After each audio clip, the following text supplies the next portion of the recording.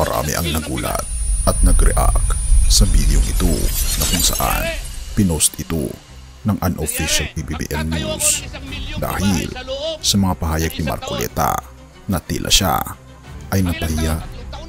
Halika, ating pag-usapan mga kaibigan. Panoorin natin ang video ito.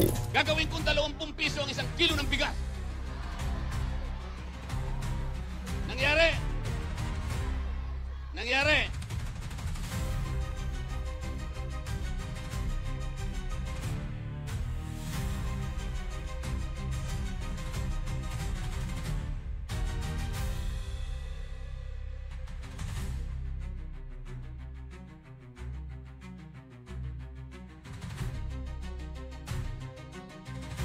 Magtatayo ako ng 1 milyong pabahay sa loob ng 1 taon.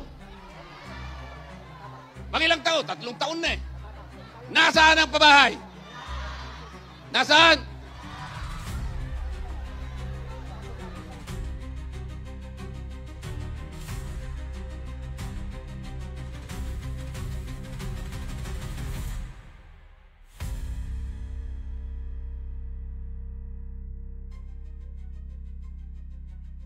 Naglatag kami ng 5,000 flood control projects.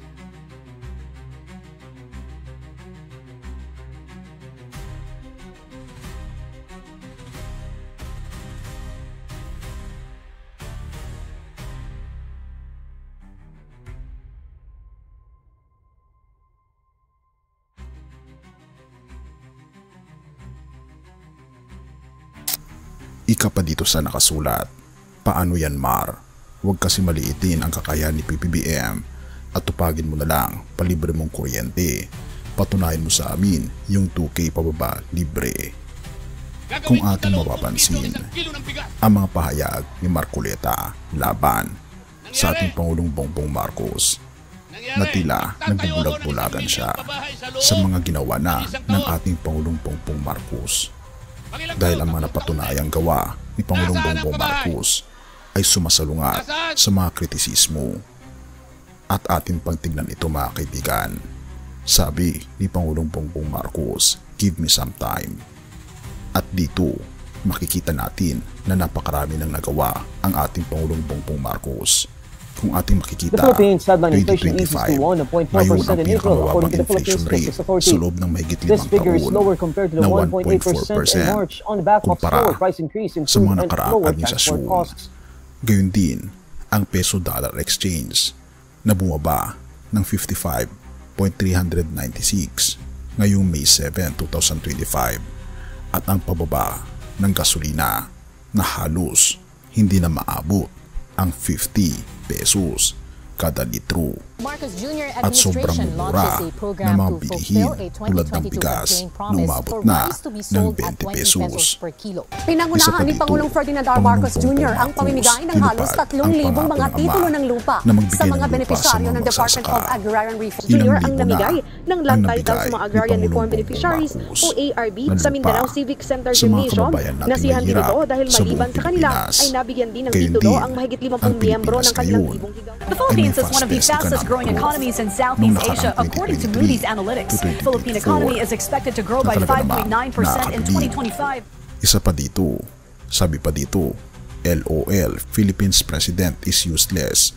He doesn't do anything. Pero kung ating makikita mga kaibigan, Philippines is projected to be the second fastest growing economy in Southeast Asia this year. And in 2025, as domestic demand is expected to remain resilient according to Moody's ratings. Isa pa dito, Philippines overtakes Malaysia, Vietnam to become Southeast Asia's fastest growing economy. At isa pa ang pag-distribute ng land ownership at title sa iba't ibang dako ng Pilipinas. At kung ating makikita mga kaibigan, napakarami pa na mga project ni Pangulong Bongbong Marcos. Isa pa dito ang pinakamahabang bridge sa buong mundo ay malapit nang may sakatuparan.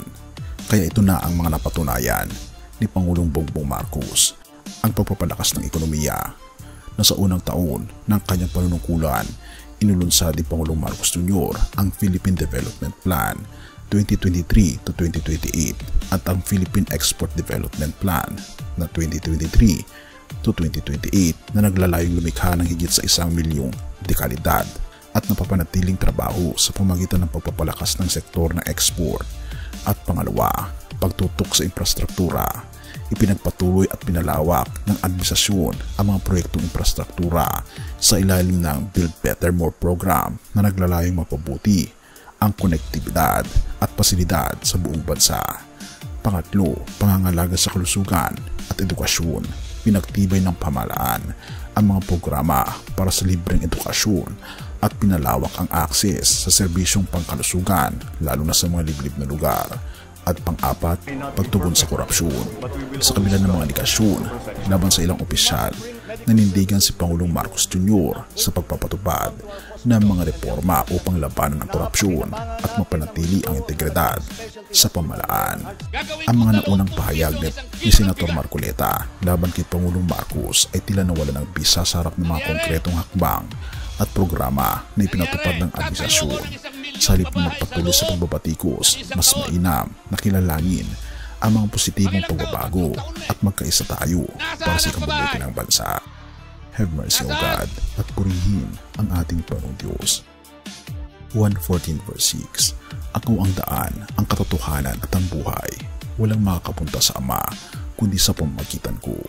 Sa gitna ng mga usaping pampolitika at batikos sa pamahalaan, madalas nating naririnig ng iba't ibang opinyon at akusasyon. Ngunit sa huli, ang katotohanan ay laging lumilitaw at ito hindi nagmumula sa galing ng tao kundi sa biyaya ng ating Panginoong Diyos.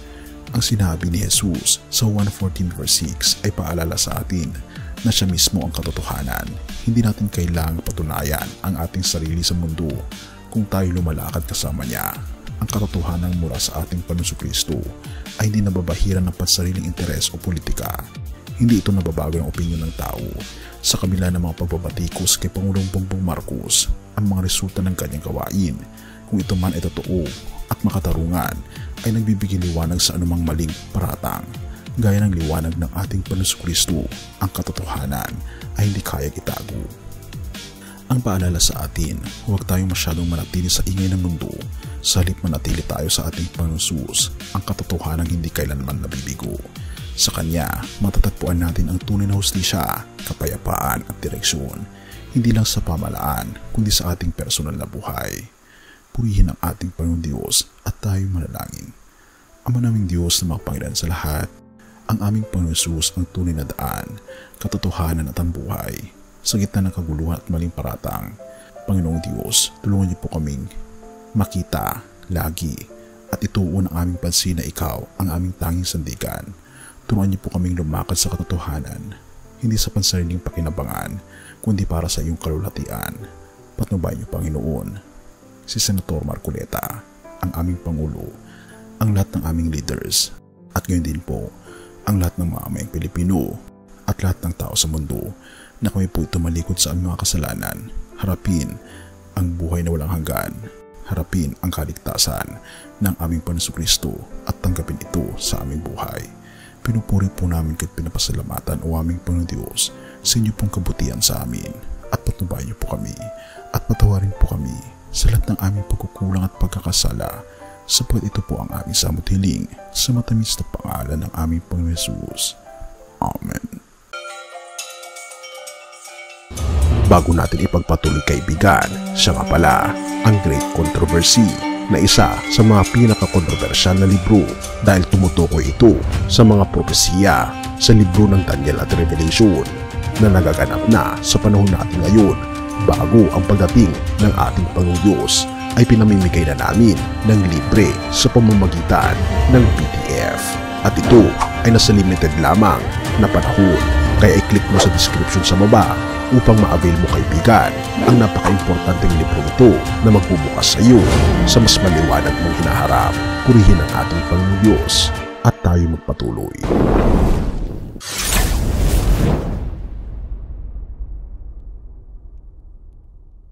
Siyang aking